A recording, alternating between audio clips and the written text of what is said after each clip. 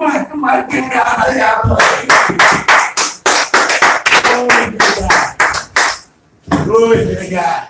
I am excited. I told my wife yesterday, I said, you know what, I'm excited. And she said, baby, we've been doing a pastor to preach things for the last 2 to 3 years, and you never said that. So why are you excited? I said, I'm just excited. I don't know what's gonna happen. I don't know how God's gonna move, but I'm excited. Amen, somebody. Amen. See, you gotta come with expectation when you want something from God. Amen. Hallelujah. You gotta not know. You know what I mean? If your mind's already made up and you know what God's gonna do, that's not always a surprise. God wanna surprise you all the time. He wanna bless you. Amen, somebody. Amen. Hallelujah. So I woke up this morning and water was flying all over the house, in the bathroom. Went to Home Depot and the man was taking forever. So I had to go and get the ladder myself. And then he stopped me from that. And I waited. So I went and got it anyway, climbed up there, got what I needed. And then he said, you need some help? I got it already. No, he did. All you need to understand is when God said I'm going to bless you exceedingly and abundantly, yes, he did. that means the devil is jealous. And he comes to stop whatever God's about to do. Uh-huh. Amen? Amen. Whatever your desire, your plans, your dream is, guess who's going to come to interfere? The devil. So the best thing you can do is just keep on pressing. Pressing, we got up and I cut I got to cut the wood up and put it up and said, thank you. I said, baby, we got to do this, we got to do that. And then I saw Brother David coming up and I ran up the stairs and had him walked up real quick.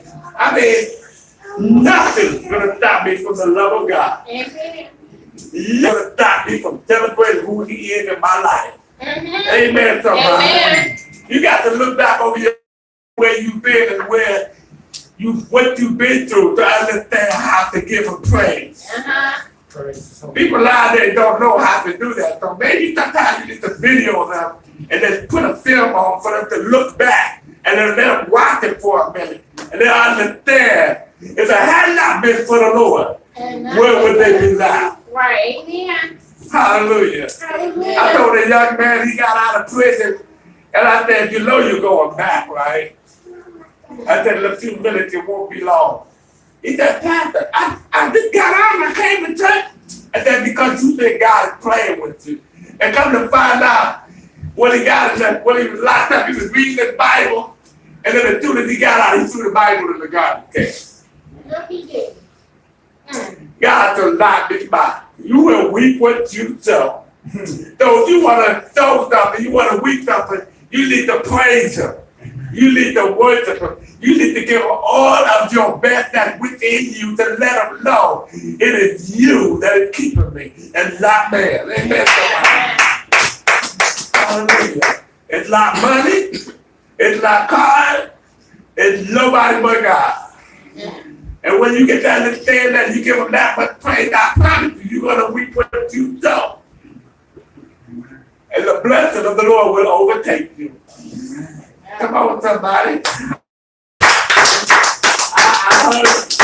got a quick testimony. A long time ago, I was in the building, and I was sleeping in the building, and some people know about this.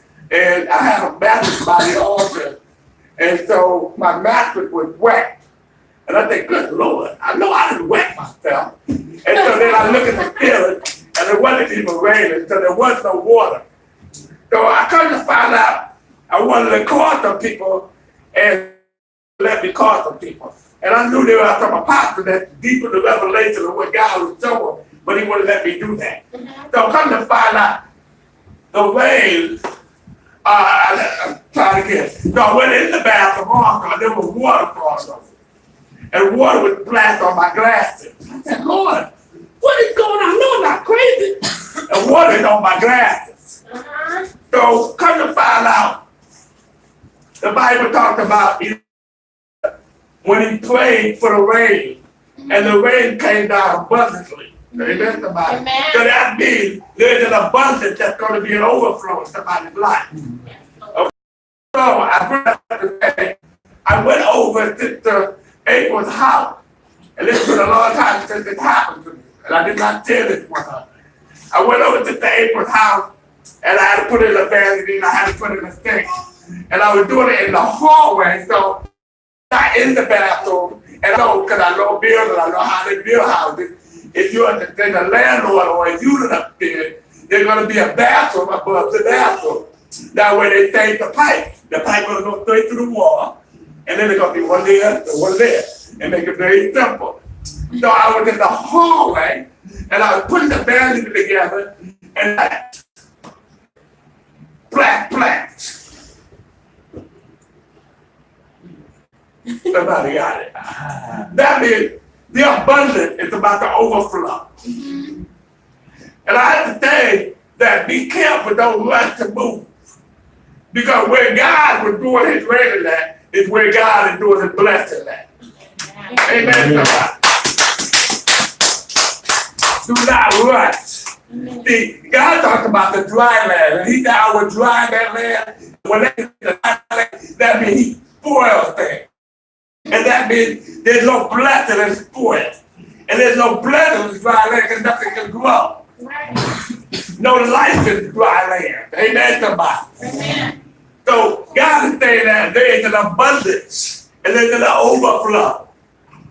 Amen, somebody. Amen. So I'm excited. I don't know what y'all talking about, but I'm excited. I'm excited too. Amen. I could take my wife and I said, my glasses, there was water on my head. And he's like, well, what does that mean? It means the abundance. It means blessings. And so God is here to bless those that are seeking him. Amen.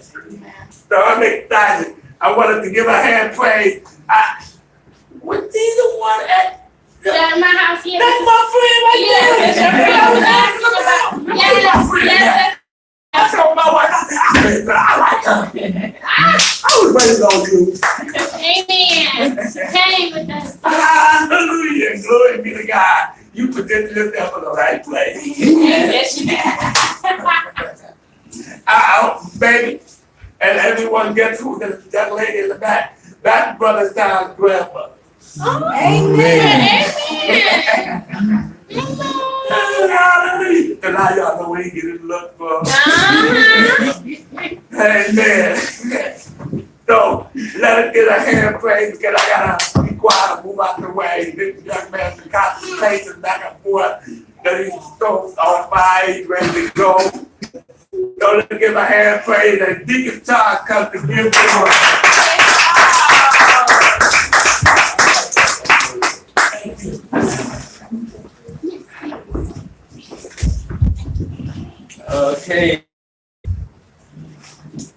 Okay, you got it. Maybe seated. We're going to get right to it. Oh, no, quick prayer. Lord Jesus, let me use me in your will, not mine.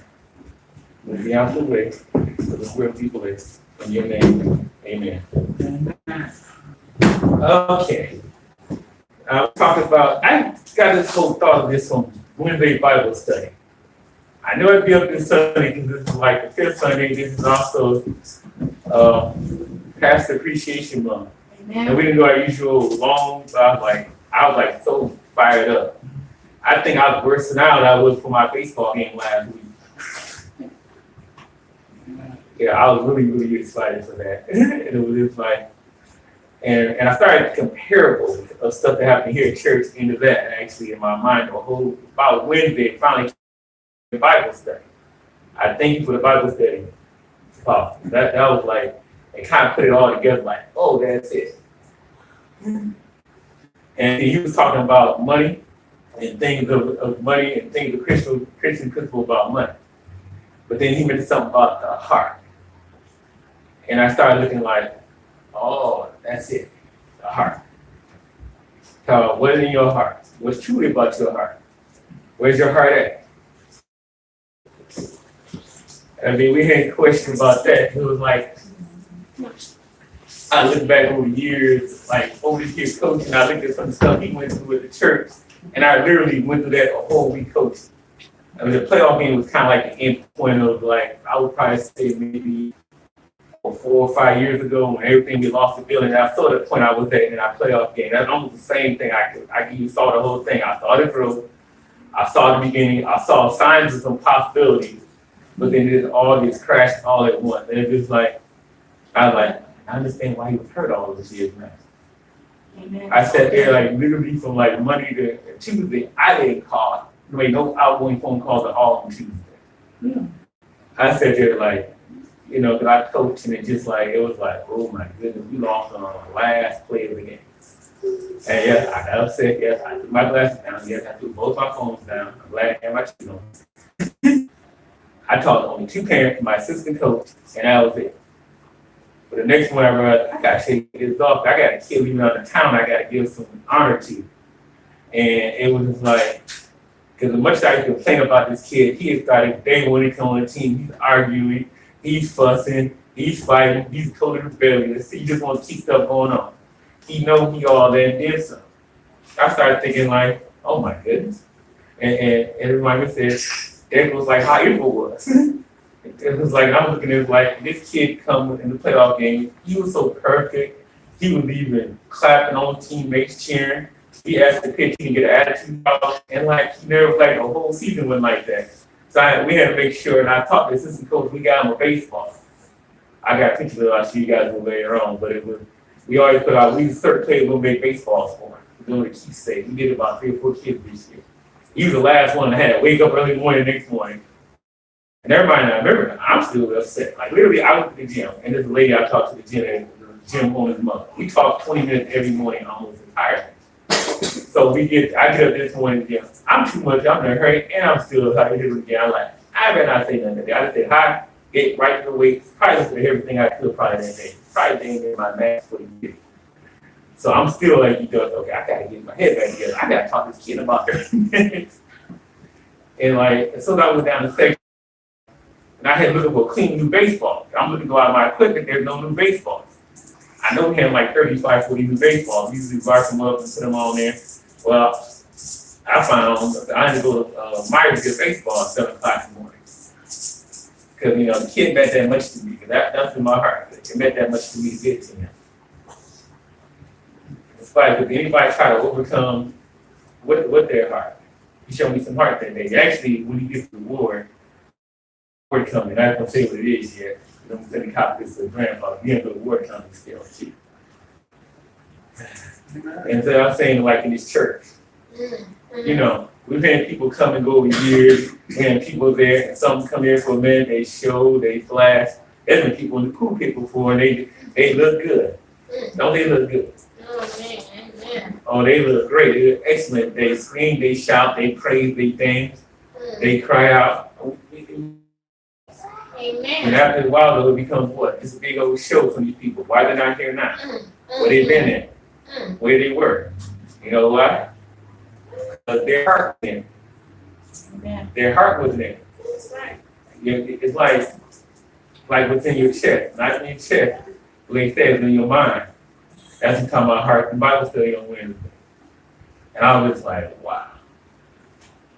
So if you don't have the heart, you don't have nothing. I don't care what you do. You can fake it as long as you want to. You can pretend it's all good. You come here and make a great show, but it's not your heart. Amen. You come here with nobody here. You can be show off and there's 1,500 people we here before. But we only got 4 or 5 on Sundays. Well, you're gonna say, I'm not gonna come here because there's not enough people here. Or like my kids, I have friends I invite all the time, and most of them 90% of them show they talk good. Well, I'm not gonna say, okay, it's my Sunday, I'm not gonna go because of that. No, where's your heart at? Is it about you? Is it about God? And this is one of the great things about Apostle over here over the years. Despite everything he went through, you know, even far as really being on the border of his deathbed, the one thing he never left was his heart. Amen. And it truly being with God. Amen. And we And I appreciate that with him. He has no idea how much. Because I ain't gonna lie, if he had passed away at the time, I think about that this morning, like, what church will I go to? I sure didn't want to go nowhere else. I've been a number of people, people I even know, people I think they're partially men of God or women of God. And I'm looking at some of their leadership and some of the churches like, oh man, people wouldn't get, I like, well, I'll go. Where I was gonna go. I think though we'd have kept going. I think like, if I had to go somewhere else, I don't know where I want to go right now. I mean, yeah, we don't have 10,000 people. No, we're not on TV raking in millions of dollars with jets and planes and flashy screens. No. But we do have people here. When they do have one thing. That's heart. Amen.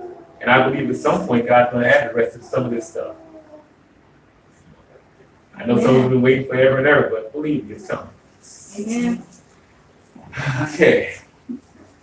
So we're gonna start off. And my glass subscription got just a little hard and small writing now. I'm about to go back around my old one at a later time and date, but I like to start off with Psalms 9, verse 1. Mm-hmm.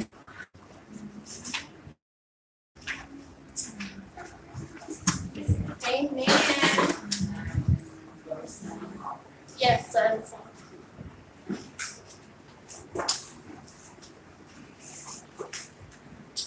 Amen. Everybody get there. That's Psalms 9, verse 1. Amen. We always talk about praise and worship, and every Sunday, Apostle comes to talk about giving everything you have to God to this. And I just like, yep. Every day I did, and most Sundays I'm pretty happy coming in here actually, despite everything that happens in the week actually. Even if I'm not like, I'm gonna make myself, you're gonna praise and worship God. I don't care what's going on. Amen. That has to be mindset. He's right. So that's like the way it said, I will give thanks to the Lord with all my heart and tell of his wonderful deeds. And see, we give our heart, and one thing I admire about us, when I do give his heart, he tells everybody. I remember the time when we did that in the old ministries. Oh, this had to be about, maybe about 13, 14 years ago, where he was just the guy, he was actually at that point, I think he was actually a deacon there.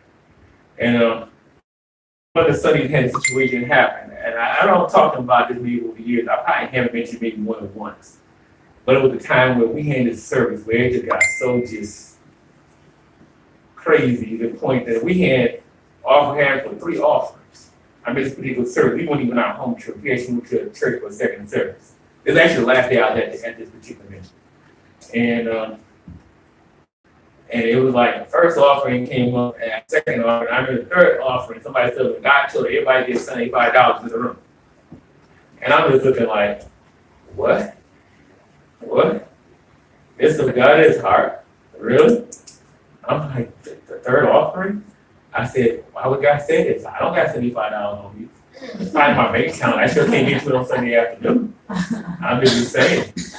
I mean, you're going to have $75. God gonna take your $75, you're going to have $75? The whole room? I'm looking like, okay, God, you about to bring me with some 50s and 20s. I sure can't get that. I don't think my 18 car is going to be the time. I'm on the east side. And I think there's a thing open on Sunday Pike, way back west in suburbs somewhere. I don't think so. And after that, I was like, that was it. I was done. I wouldn't come back there no more. I was done. And this was interesting because the apostle had called me like the next day, like a day or two later. And after that Sunday, I remember he wanted to go out. And people stopped coming, I guess, after that. I guess a week or two. It might have been a couple of days. It might have been like a week later or 2 weeks later after that service. A whole lot of people didn't come back. I probably was the first one to leave. And I remember he called and asked me, he didn't need to ride him around. And then he wanted me to ride around and try to get back to people. I wasn't even going back there. But he wanted me to ride him around to get people to come back to the church that I didn't want to go to. And I actually said yes. And I was just like, and if I try to explain to you what was I doing in this day, what sense did that make? Mhm. I couldn't. I showed my heart wasn't being at that church. Mm. I know that. But I understand the heart of his mission was at that time. And that's beyond anything I felt, beyond anything was going on, and with all the disorder and discord that I saw. Now anybody look, click, hey, how you doing? You're gonna be do what? When get people at church that I don't want to go to, you need me right around all their houses? Click. Right. You know, I'd have been like almost like a prank phone call to me or something. So so now you know he was trying to be in his heart, he also trying to be to God. And I have to give him plenty of credit on that. That showed me something because I probably would have done that for nobody else in that ministry at that time. I don't care they were related to me. Heck, if I just married, then I would have probably hey, that's how cool I wasn't going back. So I was like, okay, God. And God had a purpose and time beyond that. I didn't understand it. I understand it now. I had no idea what I was doing there. Amen. And that's what we talk about, matters of the heart. Matters what we feel, matters what we think, matters how we act, how we deal with situations and circumstances. How do we really feel about our hearts? You know, if I ever take an examination, I know if I be coaching, they be kind of like, okay, let me check if I want to do this again. I want to get back up. You know, there's a question, I want to do this again, but I have it in me to do it. And sometimes you're like, yeah, I just had this point in day, but they're like, okay, and be serious. I might sit down 4, 5, 3 or 4 days, be questioning that kind of like, these kids not catching on to this. Or these kids, they got one kid that wants to fight, or I got the one that wants to cuss me out, which happened actually at the playoff game early in the game. And it's like, you want to do this again? You know, that has to be it. Like, okay, Monday I get up and we lost. Tuesday, I want to do this again. But look, I'm back out there to look see Saturday. Matter of fact, trying to recruit the team next year already, 9 weeks later. And that's what we have to have. We have to have them get up, get off the mat. Can't sit there and cry and wallow in. We can a minute. It's a good thing. Now you gotta get it out of the system. It's okay. It's fine. But then I wish you had to get back up. You have the heart to continue. You know, like you said, the Psalms 34:18. 34:18.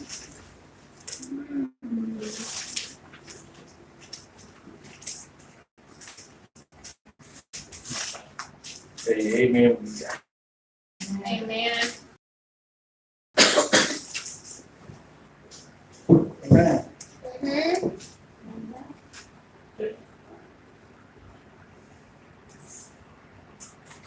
Okay, it reads, the Lord is close to the brokenhearted and saves those who are crushed in the spirit. See, I was just talking about. That's what I was talking about. You know, we all come broken. You know, actually, it's kind of funny. I actually listened to someone else on radio. It wasn't a Christian station, but it was a song talking about, well, you're broken, be with me. I'm broken, be with you. And I was like, whoa, wait a minute. That's not my attention. Not much music get my attention. That one actually did. So, like, we're broken. Just like Jesus' body was. We're broken. Not to be falling apart. We become part of Him, close to Him, so we can put us back together again. Sometimes when we fall apart, we fall apart. We have our days. We have things we have death, we have pain. We be angry. We just be lost, scared. Who knows, shy, hesitant about doing something great. Give up on your dreams early in life. Or maybe say it too old to do when you're young. That's what God does. He's broken from that. Or sometimes you might be having a big head and you all that, hey, I got it like that. And my God got, oh no, I gotta break you back down. If you think you all that, no, we're gonna break you back down and say, no, you're just an average Joe. or average Jane. You're not, you're nothing. And when you're broken, it's actually a beautiful thing. Amen. Every Yes, time. yes it is. Amen. Just because you're broken doesn't mean the end of you, though. Don't ever forget that. Amen. Okay. So the next thing is, where are we with God as far as what do we believe in? You know, people always like to play back. Now it's kind of double back a little bit of Wednesday Bible, like some people here about having money and getting stuff and trying to work to make more money. And the one thing he always talks about is what was more important was the money you make or the time you give to reach out to others. And it was interesting because I remember this speech from Kennedy, Sister Kennedy's high school graduation. One of the speakers talked about that. And what about how much money you make, how big you do, but what can you do to help somebody else along the way? And I felt so great to hear that. And it was like one of the best high school graduate speeches I ever heard. And I was like, wow. And this is coming from a man of God who has, and most of them, you know, one of the first one I heard for a long time, it sounded real. Wasn't no, that wasn't fake. It wasn't like, well, I'm gonna get you more money, you give more money, get blessed. And see, one thing that I hope maybe it's possible to get to the point you don't have to work so hard. You know, and one of the things I always say, see, he gives all the, he works and gives his time. Because I was doing Wednesday, I'm like, I figured out the system we talk about. By the time you do make enough money, when you give to more people out further and further. The more you give, the less you should have to worry about things. Okay. And the thing is, a lot of people are so afraid to give. They like, let's see. Well, it's not my pay grade, it's not part of my job. This is take too much time out of my life. You know, either we try to kid an adult, somebody in the street, say hi to them, talk to them. You know, I'm trying to not just with kids, I've actually even coached older adults and citizens. I don't even talk much about it, but it actually was one of my fun experiences. Because sometimes they cry and scream how like little kids, and man, I'd be cracking up. These people old enough to be my parents, be up there. We was teaching them how to play pickleball. But it was just so fun, and I was gonna do it again. And time the kids kind of took that over. But they were so clamoring to come back. I was like, wow. You know, it wasn't like I got paid for it. It wasn't about the money. Hey, look, I turned down easily 3 paid football jobs already. Not because I can't coach football. But I probably watch more than anybody else in here all put together. I didn't sit down and watch videos. I know, but you know what though? My heart's with baseball. So see, that's what they do with your heart is. A lot of people, they go off to school or do whatever. I have relatives do that. They go to school for one thing, they get halfway through school and realize, it's my heart not in. And you can do it sometimes, well, it's each class to take. Or, hey, you know, my mom would say, I want you to take it. And it's just like, but you get by a year and a half, so you might go okay for a minute. Yeah, good semester, second semester, about that third semester, you be like, I don't want to do this no more. You know, and that's what happened with people. We do stuff not in our heart. And then what happens is we end up getting hurt severely. We care adults, or we care, or we don't care. Amen. And we try to care, we try to pretend, well, we good, we got this, okay, I got it going on. We realize we don't want to do it, then what's next? Then you get this loss of interest, then you become broken, and it's like, okay, God, now you got to put you back together. Now, some people don't let God put you back together again, then they're really in trouble. You know, actually, people get stuff happening when they're young. You know, they remember someone that's or someone who's not here, they don't understand what happened to them. They haven't sat down to truly get an understanding. They get part of it, they get it for a minute, and be like, well, I think I'm okay to get anybody here. You know, I know some people treat this church as a hospital. Well, this is a hospital. This is not a hospital you leave in 1 or 2 days or a week or after you have little mind surgery. It's a hospital with God. You're supposed to be here for.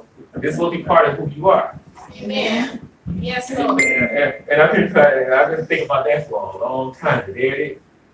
We are supposed to be healed, but it's not just ongoing. It doesn't stop. I need healing. So you need healing out here. This goes on every day. This is an ongoing process. This is not go in and see your doctor, get your plastic surgery, and make you look better type of place. All right. If you want that, then go to those mega mirrors you see on TV. One of the plastic surgeries fail too a lot. Come on. So it's just like, wow, you want to do that? Go ahead. You want to be real? Hey, be here. Because the people here are real. And I understand that. And some people really come here, they say that. Some people I have visited, but they just, I don't know, they can't handle it. Or what they say, can't handle the truth. They won't live a lie. Maybe they're scared, maybe they never seen people that act so straightforward. I appreciate our apostle for your shoes. Sometimes you don't have 2 digits in the bank account. This is at 4, 5, or 6. And he still gives his all.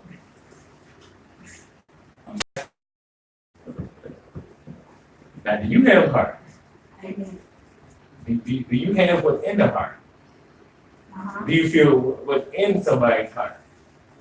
When they hurt it, you know, there's also a time of empathy you deal with people. That when they go through. And that's part of what we're here for, part of our mission. You know, if you feel they go through, you have time to say, okay, I ain't talking about like, listen. Like I was talking to somebody else, a friend of mine, a little time friend of mine, a couple days ago, actually Friday night late. And they were telling me they were doing some stuff with somebody maybe they shouldn't be doing. But they pointed out something to me very distinctly that this person coming over and pointing out to them. You know why? Because they made it home not doing that, and you're getting in the way of that. And because of who I am, I had to tell you. You may not like to hear it, but you know you're doing wrong. Because that's my heart is. I couldn't even, this good friend, I usually don't cheat people out about doing wrong too. I tried to be nice to him, but that one was like, no. And no, I couldn't let it go. And I had to explain to them, their heart is pouring out. And you're not doing them right, they need to go back home to where they're supposed to be at. So see, another thing is, your heart will tell you where you're going to be at. So another thing else, your heart also going to tell you, hey, look, it's scared, I look bad in front of everybody. If I'm making a fool, I'm out of place, or who cares? Because you're with God, that's going to be a lot of that. Oh, well, your church doesn't have this. Your church doesn't have that. Oh, you're not in a 500-seat building. Your pastor doesn't have a Rolls Royce.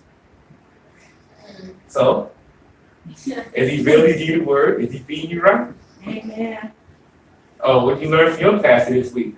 How to give more money to him so he get his pride across the country? Or how you take his wife some expensive jewelry while you guys up there don't have nothing at home? And that's what we teach nowadays? And that's what's in your heart. So you understand what's in your heart? Some people who are scared to do that, well, they really did that. They might scare their own selves. That's what happened to his heart. Amen. Did not just have a heart of God. Mm-hmm. Sometimes the heart of and heart at least one other person sometime in a week. That's people out in Michigan I still talk to. I can't want during all of I got a chance talking to my old childhood buddy, named Mark. I met him and that the exact same birthday with the exact same age. And we were just talking about stuff, and I'm coming over here about people there, and he was talking about how people, talking about how people are here tithing offering. He pops up talking about tithing offering. And I'm sitting there like, whoa, where did that come from? I did not expect that to come about. I was like, totally okay. Despite whatever's going on with him, I know this much. It's heart in the right place. It's heart in the right place. He understands where my heart is. And I was like, I still so appreciate that day. It was like, ooh, he was so much on fire. I tell you, he probably came up here and gave a whole thing, all to be extremely shouting. But what I'm saying is, that's the heart. The heart asks questions and gives answers. And sometimes the answer may be the answer may come out in whatever way your heart is. That's so right. Our message today is, where's your heart at? Amen. Because wherever your heart is where you're going to end up at. All right. So if you have any questions where your heart is, you better ask God. Ask yourself, and maybe you ask somebody, real person, not these folks up here. Okay. Not these folks you see out in the street or you run your Christian friends, whatever. You got to question your heart. Because sometimes it's okay to ask, because now you gotta know. That's right. And why you mention the heart is very important. It's like everything else, a job, your work, business, your school, being a parent, being a coach, being an uncle, auntie, cousin, brother, sister, grandparent. All every part of your life examines from the heart. Yes. And until you find out where the heart is, and if you don't know, I'll say you better ask God. You can say ask somebody. No, you say ask God in this case. Amen. Or ask God to need somebody that you can talk to that examine it. Because I want to know this much. And when you find, and I want to ask, do you know where your heart is? And if you don't, well, I guess you better start looking. I'm saying, amen.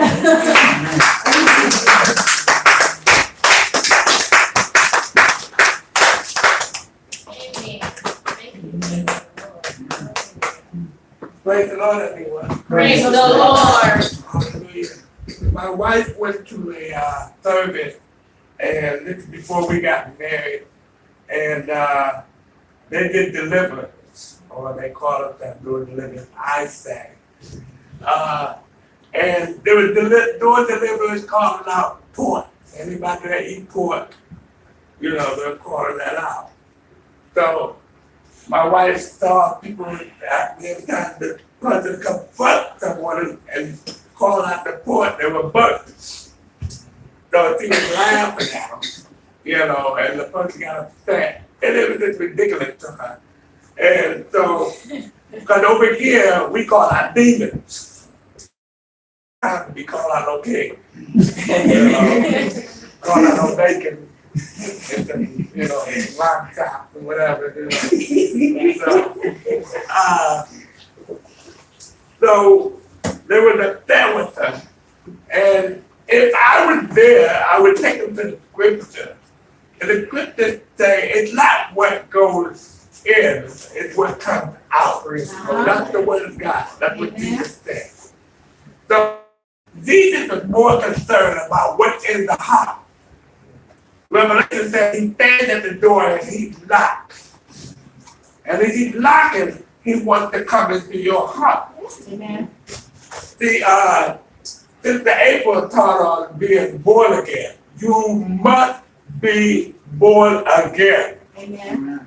So what happens when you're born again is it's not being dipped in, you know, and not trying to knock low believe. It's not about being down in the water, but it's about being emerged from heaven. Amen. And I taught that because back in the day of Bible, when Moses took the people across the Red Sea, and if you read it, they were being baptized, basically. Okay? So there was no getting in the water. So what God is trying to say is, when you become born again, I want to be related with you within your heart. Amen. Because the God is the God of love. And so love must be in your heart. Yes. And if love is not in your heart, it's all about flesh. Somebody get what I just said? Amen. So when he said you must be broken, that's a beautiful thing. Mm-hmm. To be broken is to just surrender your all and let God do whatever he got to do. Amen. Somebody get what I understand? Because you got your own understanding, you got your own pride, you got your own stuff where how you gonna do what you want to do. But if you let God lead us, and the Bible said, lead not to your own understanding. So if we let him lead us, our own understanding will lead us to death. Mm-hmm. Somebody get what I just said? Amen. So this is when we just surrender our whole heart. And when I say heart, we speak of spiritual mindset. It's connected with the heart. It's one being. Somebody get what I said? Amen. So I appreciate. We must like Capital One said, what's in your wallet? What is your heart? You must do inventory. Amen. And most people in the body of Christ, if they're in the body of Christ, because everybody said they're Christian. And Paul said, there are those that say Jesus, be careful of that. Everybody says Jesus and Jesus. Everybody says Lord, Lord, but it ain't the Lord. Amen. And not of the Lord. So we must understand, where are you in your walk with God? And where are you, if you are in your walk with God, how are you with people? Somebody give it a sense. Because I can prove that there are preachers that are not with people. If you feel you got to ask everybody for $1 million to get a jet, you're not with the people.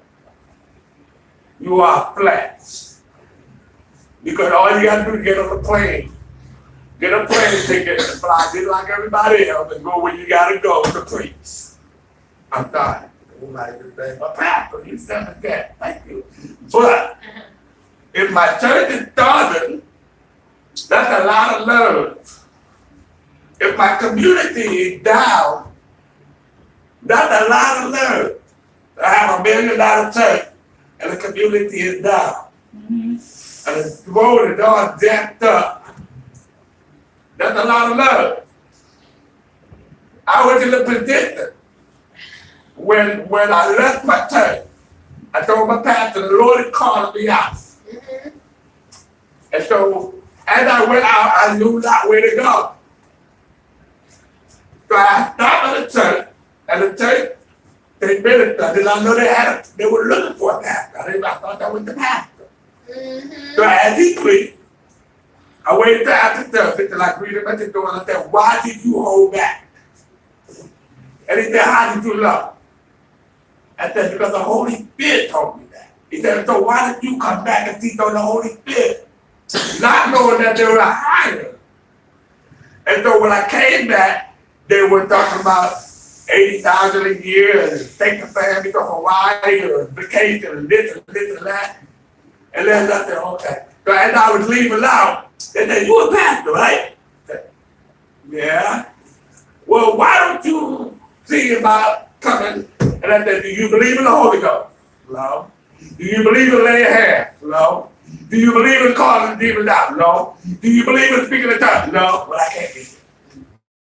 And I left. My heart is concerned, according to the Word of God, be about the Word of God. Amen, somebody. Amen. So I appreciate that we come running down and sitting you up behind the pulpit.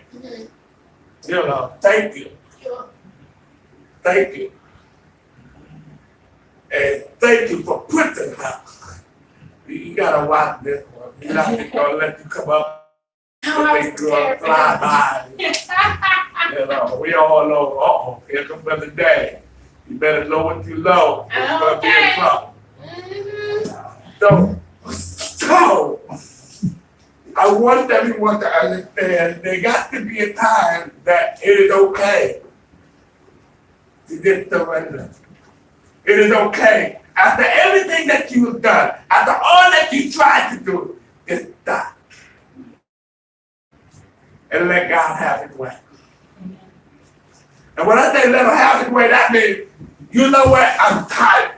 I can't figure this out no more because I keep on trying, and then every time I think I'm getting ahead, it seems like I keep getting worse and worse. And it seems like everybody's just all around me, and it's coming and coming. I'm tired. And when you get tired, the only one that can come, and the word of God says, you call him, that come quickly. If you just let him come, he come at the heart. I'm trying to help somebody understand that. He come at the heart because he said, I come that you may have life and abundance. Yes. Somebody get what I'm saying? Yes. And the beautiful thing about it, he said, I come with a sword to bring division between the mother and the daughter. And I said, Lord, why would you do that? And I bring division between the father and the son. Lord, Why would you do that? Because I want you to get to know you. I want you to have a relationship. If you put your daughter before me, it's not gonna work. If you put anything before me, it's not gonna work. Because you're still gonna be about you. You know, I thank God for the ministry. Not me, the ministry. Nobody get what I'm saying? Because when I'm down, God somehow had someone to bring everything up and keep it moving. Thank God for my wife. I applaud you, woman. You are awesome. You are all that. A bag of tip with no tip broken in it. Oh, All that. all right now, amen. Okay. It's hard to find them kind of bag. Somebody always, shit. So I just want to thank you. I thank you. I thank you. Thank each individual. I want to get this down for a minute, but I can't. Is there anyone that's in the leader? Please come forward. I know it's usually the tithes and offering that come first. But I feel like God is still moving. And like I said, I am excited that God is doing something. I'm excited. Yes, Lord. I am excited. That thought that keep coming back to my spirit. What is that? The power. The power. Yeah, gonna get me. The last time I was saying, you were cracking up laughing at me. You were laughing at me. They were dead cracking up. When I called on you, I want to thank all my friends. Yes, Lord. Yes, one. Yeah. Come on. Somebody else. Yeah. I'm big up here, you know. Big up peace. Praise God. Big up peace. Broken is a good thing. Do you know what took me out was when I read the Bible, brother. And the Bible said that God was so pleased that his son was bruised. What do you mean? He was so pleased that he was unrecognizable. Matter of fact, they didn't even want to look at him. You know how they make him look good in the movie? He look good, don't it? The long hair, he be looking fly. You know, what that ain't the word. Can he be back there like, no, that ain't the word. But I got to propose that what I did. But he's doing things with you, and the people are fighting with you, and sometimes it's kind of hard. The love for people, and they just don't understand. So God said, I put you in a place that is broken because I'm still raising you up. And I'm going to show you things in the spiritual realm. Because sometimes when they can't tell you nothing. Because sometimes people don't understand what's going on. So God said, don't rest your arm. Don't get upset. Don't get upset. It's hard, but don't get upset. You know, it's a beautiful thing when these guys, the rich man, to give up everything, and he says, no, I can't do all that now. He just never came to Africa. That's what my next door neighbor says. One thing I like about you, you don't beat me down with that. That's why whatever you want, I'll help you. Whatever I call, you come. I just can't get rid of you. Yes. That's my word. Yes. Please, brother. Don't run. Please, let God move in everything in you. Because it does be a good soul. I love what you did. I'm already born.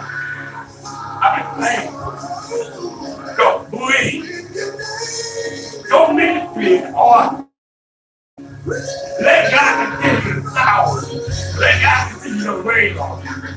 Don't try to be like nobody else. That's why some people don't like me because I don't want to do what they do. I only want to do what he tells me to do. Because the minute I start doing what they do, then I start messing up. You got to say, I didn't tell you to do that. Your ministry is awesome. And the devil will come at you because your ministry is for the young people. And that's a hard thing right there. God, I hear my salvation. Hey, I honor you. Hold your hand up. Hold your hand up. There's a lot of disappointment with these children because of what they come out of. Hold your head up. It's a lot of disappointment because of the parents that they may have. It's a lot of disappointment because of the hurt that they've been through. It's a lot of disappointment. So God is saying, I want to do some things. And you're going to get a touch, and you're going to get a touch of things off of it. And you're going to see the transformation. You're going to see the transition. I said, God is cleaning you. So my brother, you need to trust in God. Yeah, you touch the heart. But don't let the heart fail. Don't be scared. Don't be over the top. You got a long way to go. In the name of Jesus, give strength, God. Give him strength. Give him strength in the name of Jesus. It is weakness, God. You are his. So God, I need you to pray like if you take it. I like it. But he is weak, God. Give him strength, God. When the enemy comes in like a flood, raise up your glory in him. Raise up the standard in him. Raise up your power in him. Raise up your peace in him. Raise up revelation in him. Raise up wisdom in him. Raise up knowledge in him. He's never going to kill you. He's never going to kill you. You can't say nothing. You get too high.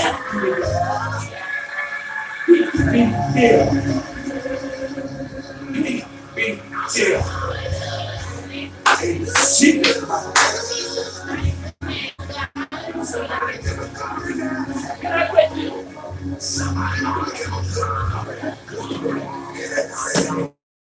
Everybody, I say, friend. What is that loud? So if I said you're my friend and I don't know you, so it's not all. And I want to come to you up too.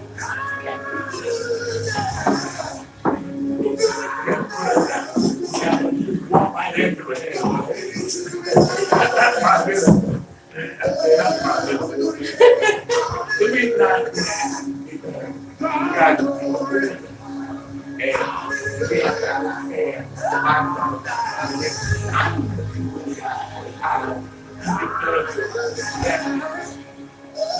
first thing the guy how you doing? And I can be like, why don't we have myself? He said he loved me. So it's like, we must love each other.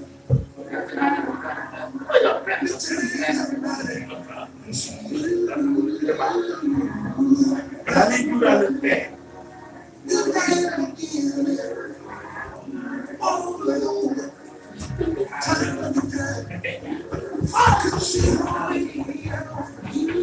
I need you to understand. God is doing something different with him. Taking the whole story. And the story is going to write there's a story that you're going to write that how things were and how you can and where you go. And there are some people that come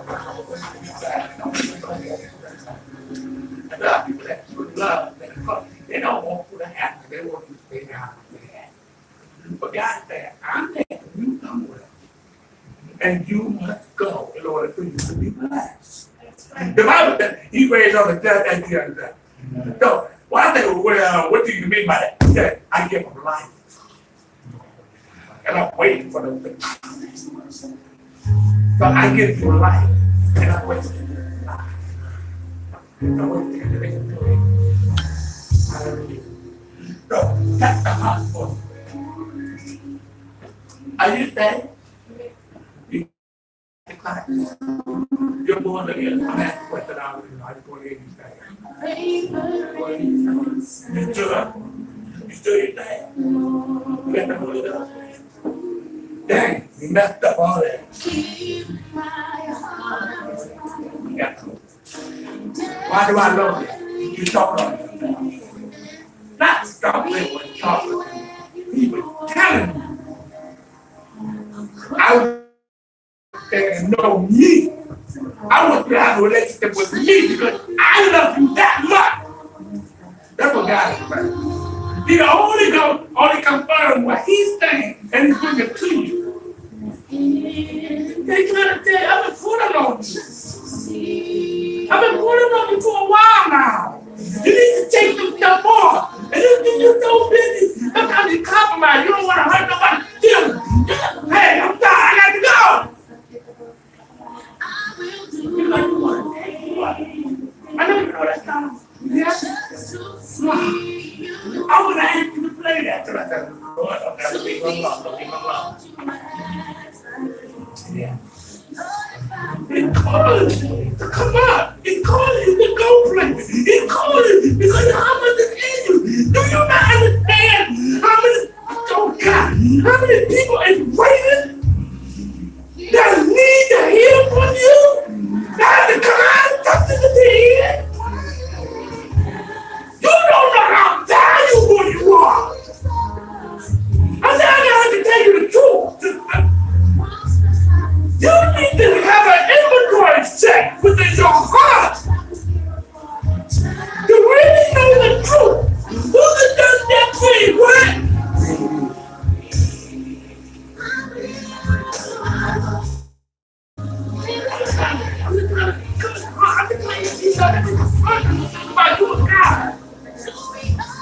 And he got it. But now you gotta get back where you are. You gotta stop looking at everything else and stop focusing. Because the ministry is over.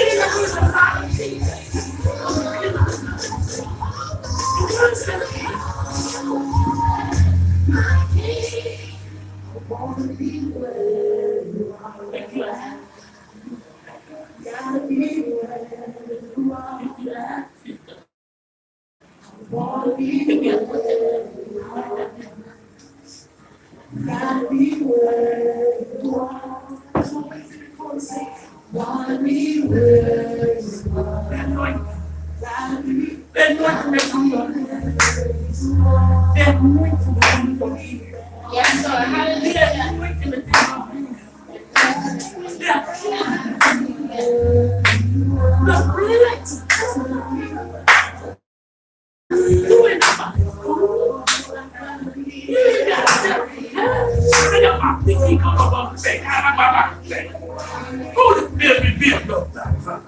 Reveal your glory in the name of Jesus. Consuming fire, burn every lie, burn every lie, every type of possession. They can't have us, but they keep trying. They keep trying to take you back. They keep trying. They keep trying to hurt you. They keep trying. They're hoping that you will go back and stay there. But the devil is alive. God said, the anointing of the poison right now. The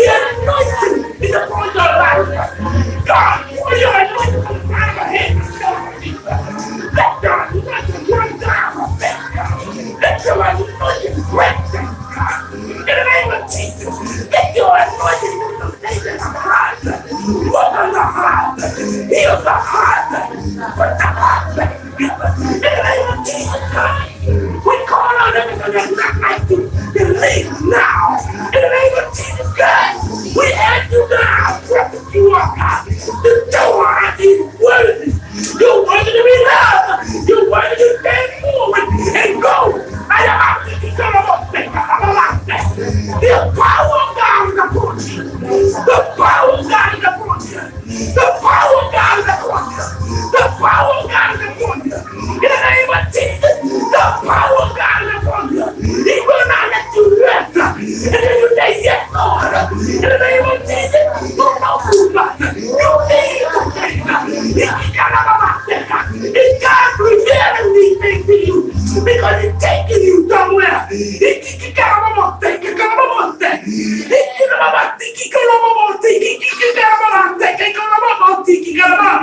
Holy Spirit, anointing, reveal your glory to us now in the name of Jesus. In the name of Jesus. In the name of Jesus. In the name of Jesus. We come up against everything that's not like you, God. In the name of Jesus. Release the hurt. Release the. You can't stay mad at yourself. You can't stay disappointed with yourself either. You got to go. You got to get up and go. You got to move. You got things you got to do.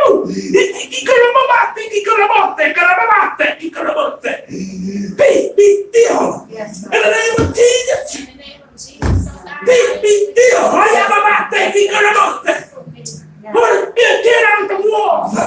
They're trying to close in on us. Yes, God. Holy Spirit, destroy these walls. Yes, They're trying to make us feel like these in darkness. There's nobody cares. You're dying. You're alive, devil. You're alive in the pit of hell. Yes, God. We speak healing Yes, Lord. in the name of Jesus. In the name of Jesus. Thank you. Thank you, Lord. Hallelujah. Jesus.